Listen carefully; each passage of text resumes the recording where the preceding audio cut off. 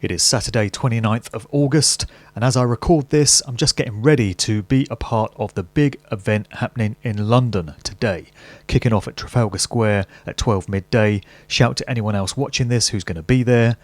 It does promise to be an event of colossal proportions. Maybe it'll even get close to rivaling the event that happened in Berlin just the other weekend, where around 1 million people reportedly took to the streets to protest against the lockdown restrictions related to this ridiculous scamdemic that is just dragging on and on and on. People have had enough of it. People can see through the lies and the deceptions, and they're sending a very clear and direct message to anyone that's watching that they don't buy it and they don't consent to these ridiculous and outrageous affronts to our rights and freedoms. So that is what today is going to be all about later on. I gather the event is going to have a group of doctors and medical professionals first off, giving their perspective from a medical point of view as to all the lies and the falsehoods and the bad science that we've been fed about this so-called coronavirus. After that, there's evidently going to be a march which takes place going through the streets of London to Downing Street and the Houses of Parliament. There's going to be a whole slew of new speakers there. David Icke is going to be involved, many others, and it wouldn't surprise me if the action ends up outside Broadcasting House, the BBC headquarters up there in Portland Place, because most of these protest demo events in London in recent weeks have ended up there, and it's invariably resulted in the crowd screaming paedophiles and paedophile protectors up at the BBC building from underneath the statue of Ariel and Prospero, which was carved by the known and notorious paedophile Eric Gill, and it adorns the front entrance to Broadcasting House at the BBC. Go figure. And the statue consists of a naked male adult with a naked male child writhing against his crotch, and from the look on his face, he's evidently enjoying the experience. So what that tells us about the BBC, the true nature of it, and the kind of people that it has employed over the decades is left open to interpretation. But it does promise to be quite an incredible day. This weekend would have hosted Notting Hill Carnival under normal circumstances, where well over 1 million people would have taken to the streets of West London to party and have some fun. Remember fun? 2019 style? That's, of course, not happening this year because nothing else is. The whole of 2020 is cancelled, and instead there are measures for a virtual Notting Hill Carnival online. Wow, just great. I'm sure that's what we all need. We can see all the amazing costumes and look at the food and just hear the steel drums and all the amazing music and the floats from our computer screens via Zoom or WhatsApp or Skype. What could be better than that? After months and months and months of already doing everything by Zoom and Skype. But that's the 2020 style, folks. So that's what it's all about today. London, I do feel there's going to be a big turnout for it. Now, I've received word that there are going to be representations from the Extinction Rebellion group, which is, of course, closely affiliated with Antifa. And we're getting into some of the organisations associated with the Open Source Foundation of George Soros here. Surprise, surprise. And also the other group is Black Lives Matter. BLM, of course, are going to have a presence on the streets in London today. So quite a coincidence that these other groups have decided to take it to the streets and put on a protest event of their own on the same date as these anti-COVID lockdown demos are taking place. Wouldn't surprise me if there's a few agent provocateurs in evidence, kicking off, creating some drama, giving the police an excuse to wade in and take control of the situation. Word is there's going to be around 3,000 extra police deployed to Trafalgar Square, where this gathering takes place. So I would not be at all surprised if this is how the event goes down. Ultimately, it will all have been planned this way, of course. And another narrative we should look out for after the event is the report of a sudden spike in COVID cases, a sudden escalation of the infection figures, which of course will be laid at the door of the protesters who wouldn't have been wearing masks and weren't observing anti-social distancing, and of course it will all be their fault that there's been a second spike in cases in London, leading to who knows what additional measures being brought in. Of course it won't be the Black Lives Matter protesters that would have caused this. They're entirely healthy and clean, and there's nothing to worry about there. It would only have been the anti-COVID, anti-maskers that would have been responsible for this. It's all very predictable. I'm sure we know what way it's going to play out. But should we let this prevent us from getting out there and making this statement and trying to win new people over to the side of truth? Absolutely we shouldn't. We know how they play the game. We know all the dirty tricks that are used against us. They are transparent and utterly predictable, but the event is going to go ahead anyway. And the true value of it has to be in winning over new recruits, getting through to regular members of society, which I tend to call normies, who have not yet twigged or maybe just starting to work out that the government and the mainstream media has been lying to us all about the true nature of what this so-called pandemic is all about and what it's really being used as an excuse to bring in. So what we don't want to see happen is a whole bunch of existing truthers who already know all this stuff just gathering and patting each other on the back and listening to all this information. We've got to be getting through to other people who are not yet on board but could be persuaded and influenced to be so given the right information. So that's what it's going to be all about. London today. Tomorrow, Sunday the 30th, is a big stand-up X event happening in Bristol in Castle Park. That kicks off at midday, and I'm happy to be a part of that one myself. I'm going to be delivering a speech probably round about 2 o'clock or sometime after 2 p.m. alongside many other speakers. I know Tony Gosling is going to be in attendance there and several others. Wouldn't surprise me if Piers Corbyn turns up as well. So the bar has been set very high for me to deliver a truly impactful and inspirational speech based on the ones that I witnessed in Birmingham a couple of weeks ago. Truly tremendous talks for our times, which will go down in history. So I'm going to attempt to measure up to those standards with the talk that I deliver tomorrow. I will be talking about the many proofs that we have that there was foreknowledge of the so-called coronavirus situation long before the general public got told about it. This is going to be a variation on the presentation that I did for Truth Juice in Birmingham the other week, where I laid out all the examples in movies, TV shows and other popular culture vehicles in the years and months leading up to early 2020, which indicate that this event was being planned for. It was known to be coming by the architects. Also, there is documentation and there are real live events that we can point to as indicating foreknowledge on the part of the controllers of this. So I'll be reiterating some of that with my Bristol talk. I also want to get into what I'm terming the lost art of common sense, because I don't know if you've noticed, but over the past few months, critical thinking and good sensible logic and common sense seems to have been distinctly lacking from the equation. And you've had grown adults in advanced stages of life who really should have learnt a trick or two about how the game is played by now, and really should have developed the skill of thinking about a situation logically and applying some proper thought to it. And yet they have been responding to these absurd infantile things that we've been told by the government and the mainstream media in utterly predictable ways. And it just baffles the mind as to how grown adults have fallen for some of the stuff we've been told. I mean, just by way of an example, we can cite the madness surrounding the face nappies, the masks. So just this week, we got the announcement from the UK government that secondary school students returning to school in September next week would not have to wear face masks in communal areas and corridors. The very next day, 24 hours later, Boris Johnson pops up and says it has been decreed that secondary school kids returning to school will have to wear face masks in communal areas and corridors, or at least it's going to be left up to the discretion of the head teachers of the schools in question as to whether they apply this or not. But as far as the government's concerned, it is right and proper and correct that they do. So let's just think about what we're being told here. When kids go into school through the corridors, they've got to wear a mask, because otherwise, you know what will happen. Then they get into the classroom, go over to the desk. When they're at their desk, they can take the mask off. If they get up to go to the toilet, they've got to put the mask back on. and when they get up to leave the classroom, on goes the mask again. But it doesn't have to be worn in the canteen or in the playground, but it does have to be put on when they're going home.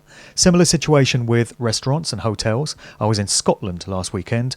Pretty fierce laws there under, wee Jimmy Cranky, Nicola Sturgeon. She's a bit of a tyrant in all this.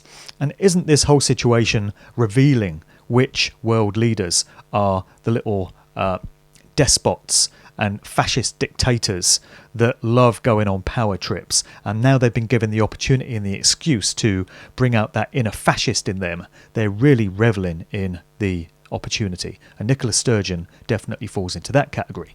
So in Scotland, if you go into a restaurant to eat, like you do in restaurants, you don't have to wear a mask. If you go into a pub to eat or have a drink, you don't have to wear a mask. If you go into a restaurant or a pub inside a hotel, then you have to wear a mask going into the hotel reception, walking through the corridor and all the way to your table, and you can only take it off when you get to the table. So apparently the virus is smart and intelligent enough to recognize the difference between somebody walking to a table in a hotel and somebody walking to a table in a restaurant. And if you're in a hotel not wearing a face mask, it will get you. But if you're in a restaurant, it's just fine because the virus knows the difference. These are the things that grown adults are being asked to accept. Then on top of that, we've got certain dates where mask wearing was brought in, and it would be announced a week in advance, giving the indication that the virus for the next week won't attack you if you're not wearing a mask. But it knows what date it is. It keeps a close eye on the calendar. And the minute the calendar clicks over into that date where it's been decreed you've got to wear a mask, if you don't, it's going to get you. Same thing with the distancing. 1.9 metres away from the next person, you're dead. Instantly, on the spot. 2 metres, just fine. The virus goes around with a tape measure and, it knows the difference. So these are the things that we're being asked to accept as valid and sensible and intelligent. Another thing is, what is supposed to happen to all the face masks that people are now being told to wear? This equates to millions upon millions of face masks being discarded every week, given that there's supposed to be somewhere around 66, interesting figure, million people in the UK. So the vast majority of them will, unfortunately, be mindlessly complying with the mask laws. And we're also told that you should replace one of these face nappies every few hours. You don't wear the same one the whole week because of all the bacteria that builds up. So people are discarding these masks all over the place. They're being put in bins and waste paper baskets, but also they're being thrown down in the street. I've seen it. Streets of town centres just strewn with discarded masks. So if the mask is there to prevent deadly virus spores from escaping from your mouth and nostrils, to protect the people around you, and vice versa, their masks are there to protect you, then if these masks are being discarded after use, and they're doing that job, wouldn't they be full of deadly virus spores? And wouldn't that then be escaping out of bins? If we're told that the virus can live on paper menus in restaurants, which is why they have to be thrown away after each use, then presumably they're going to live on those masks, and they're going to come up out of the bin and come up off the pavement and affect people as they're walking past. I mean, isn't that common sense? Then you've got the absolute madness of everything being disposable now because the virus loves to live on it, apparently. So you go into a restaurant, if they do give you a paper menu, because many places now are asking you to scan a barcode with your smartphone, and you get the menu that way and order from your table, so you don't even have to go up to the bar. I mean, there's no chance of that happening with my smartphone. But in places where they are giving you a paper menu, they're throwing the menus away after each use. Many places are giving out plastic cutlery, so they can throw away the plastic knives and forks after each use. And hotels that I came across on my road trip are boasting about how they're replacing the shower curtain after each guest. I shit you not. They're ripping down the shower curtain as they clean out the rooms. They're laundering all the stuff in the rooms. Some of them are cleaning curtains between individual guests, you know. So we've got all this wastage, paper, plastic cutlery being thrown away, shower curtains being thrown away. Weren't we told last year by Greta Thunberg and all these environmental groups, Extinction Rebellion and all these, that the world is on the brink of a catastrophic disaster as a result of all the plastic that's being thrown away? Plastic turning up in the oceans, Ring any bells? Harmful effects on the environment and the ecosystem through pollution, through wastefulness.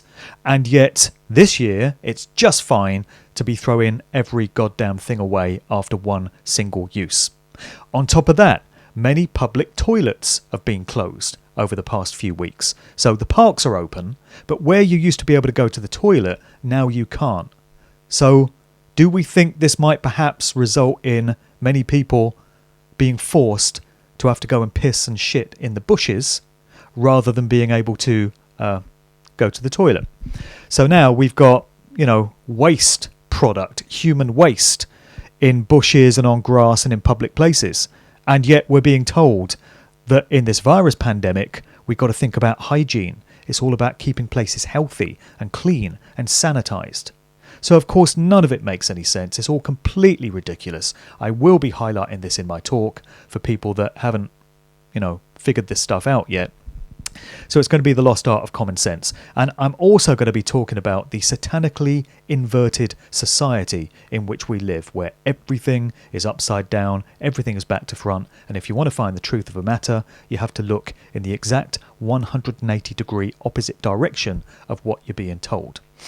There's this famous quote by the author Michael Elner, which has been often repeated, but I think it bears another airing because it really sums up the situation. This famous quote from Michael Elner. A few years ago, he said, "Just look at us. Everything is backwards. Everything is upside down.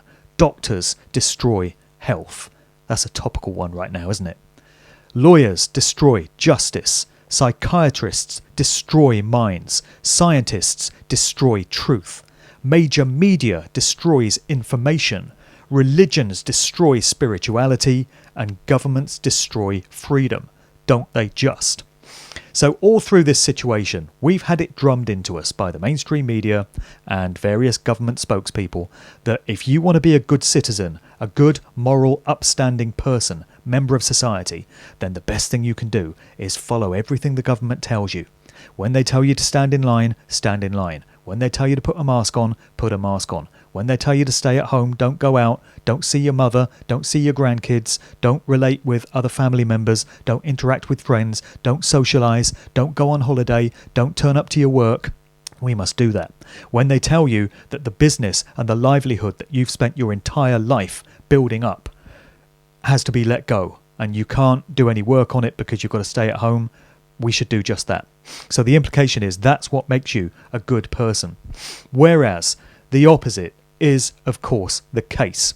Anyone meekly, thoughtlessly, mindlessly, obediently complying with these measures is not being a good citizen, is not doing anything constructive, positive, or beneficial to society. On the contrary, they're helping to destroy freedom, because we're having our natural born rights and freedoms stripped away from us by the weak under these ridiculous tyrannical measures that are being introduced. And the only way it's happening, the only reason it's being successful, is because the vast majority of people are complying with it without asking whether it makes sense, without asking, most importantly, whether it's right.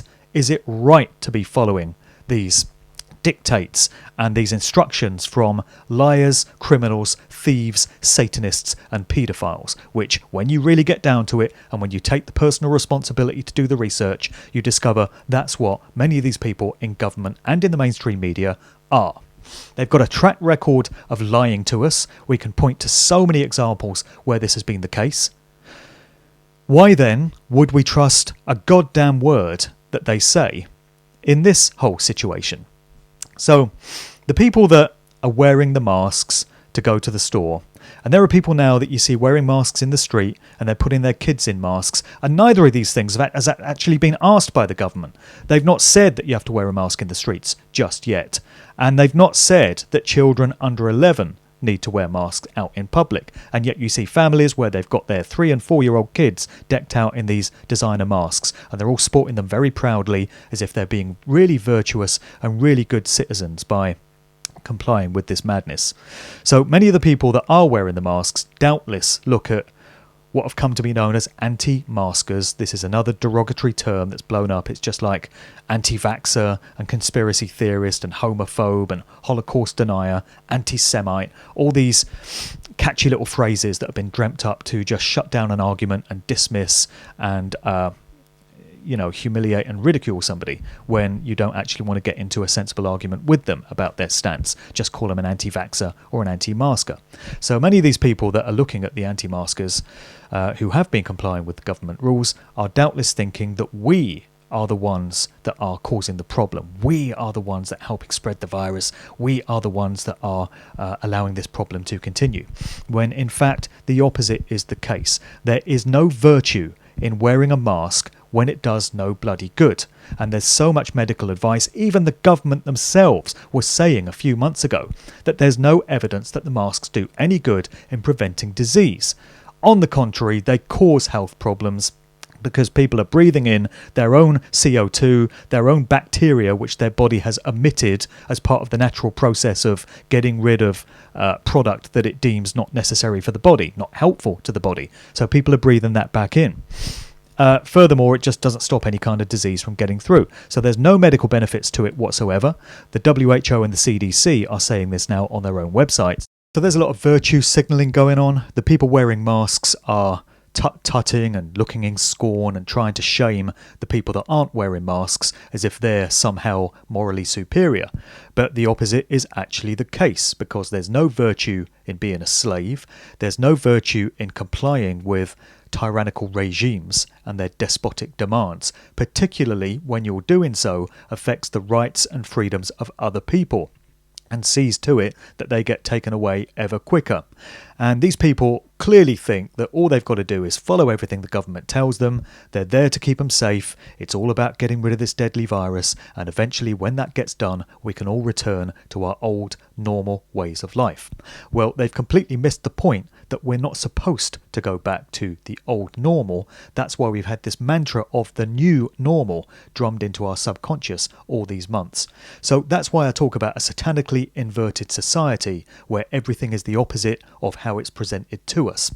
And another example of that would be the vast majority of people feel that when they turn on the BBC Evening News or pick up a so-called newspaper, they're getting told the truth of what is really going on in the world. Then, when they want a bit of escapism from all of that, they might switch on a movie or a TV show and they imagine they're going into the domain of wild fantasy and imagination. Well, the opposite, it turns out, is actually the case.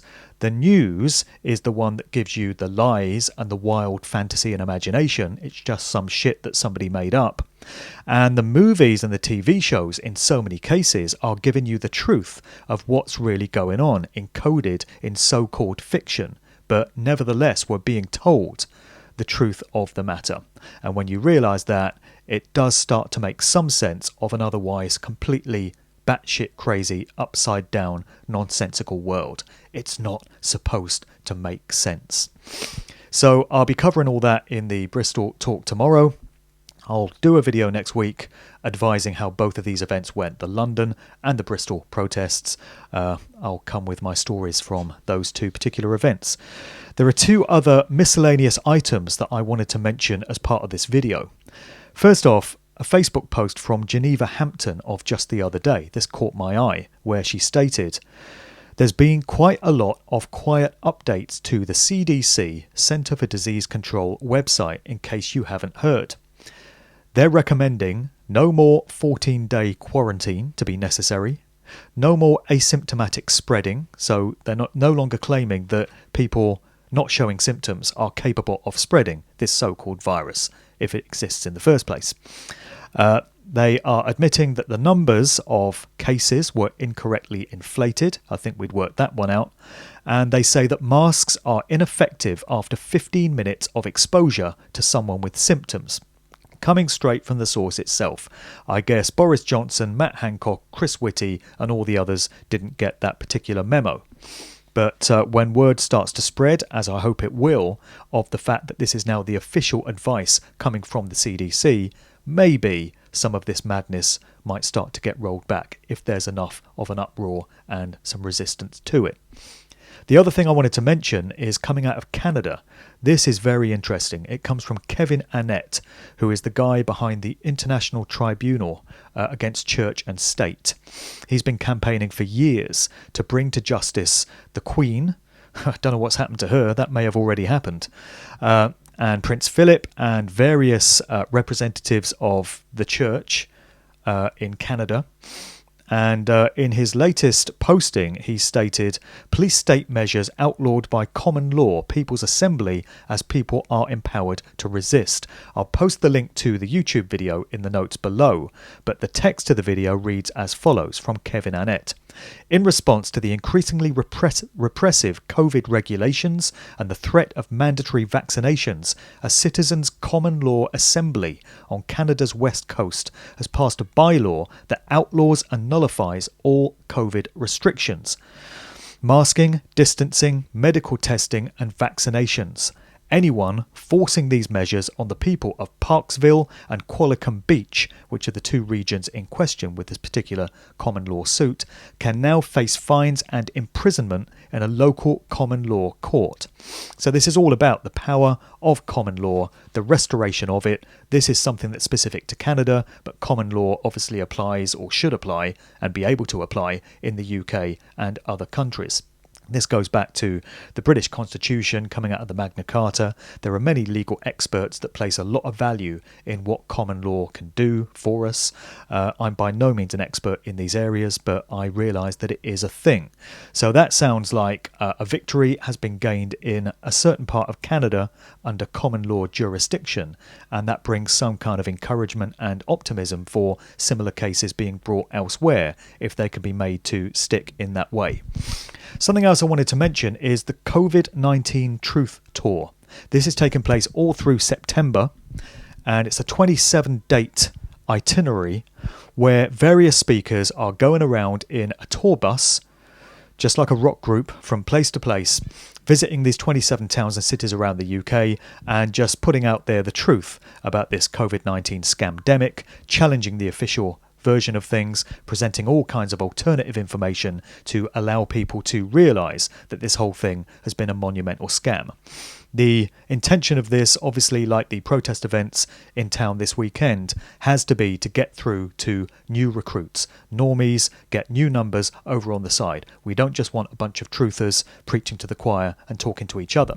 So hopefully with this tour bus passing through all these different town centres, many people will get engaged to take an interest in what's being said, and it's a great way of getting the truth out there. So I'll post a link to the full schedule for the COVID-19 Truth Tour in the notes below as well. It kicks off on the 1st of September. It goes through all the way to the 28th, and the finale is in London. There's 2 dates in London actually, on the 27th and 28th of September. So it's touching all areas of the country, all the way up to Scotland, including Wales, including Cornwall and Devon. So if anyone can get along to any of these events, do check them out. They're also looking for volunteers who can help out with various aspects of organising these events and making them go smoothly on the day. So if you can get involved in any way, please do reach out to the organisers. Again, the link to all the information on this will be in the show notes below. I recorded a chat with Gloria Moss just a few days ago concerning the Questioning History conference, which is taking place in December of this year, all being well. So this is an event that looks at various historical matters, the way they've been presented to us, the official Wikipedia version of things, and it challenges those accounts and asks some questions as to whether we've been told the whole truth about it or whether there's more to know. So I had a chat with Gloria talking about my participation in this event. I'm going to be doing 3 talks. The first one on the COVID-19 scamdemic. The second one is going to be on the dark heart of the BBC, looking at the true sordid, disturbing nature of the British brainwashing corporation. And the third one is going to be revisiting the hippie counterculture scene of the 1960s, of which I've done much work in the past.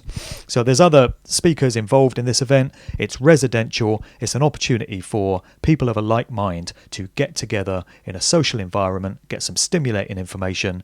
And I think after the year we've all had, we could all do with some fellowship and camaraderie all the more wherever we can get it.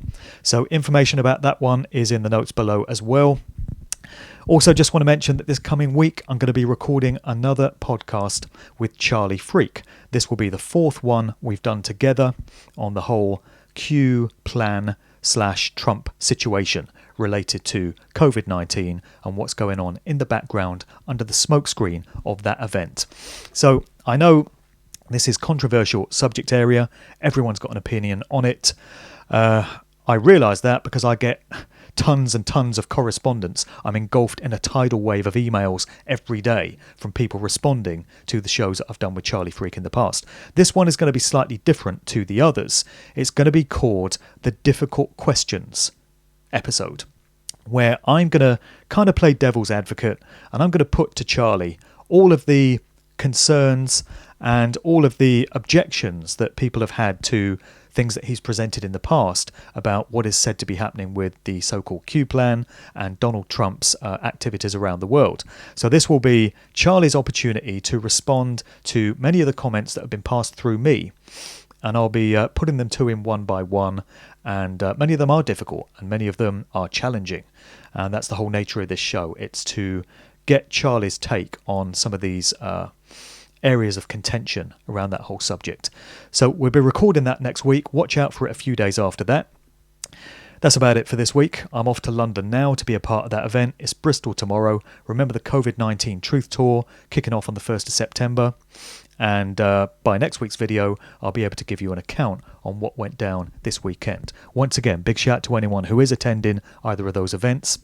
I know also there are many going on all over Europe this weekend in a similar vein, protesting about the outrageous imposition on our rights and all the lies and the deceptions and the bad science we're being given about this ridiculous coronavirus scamdemic, which seems like it's just going to drag on and on and on unless we do something about it. So I'll catch you next time.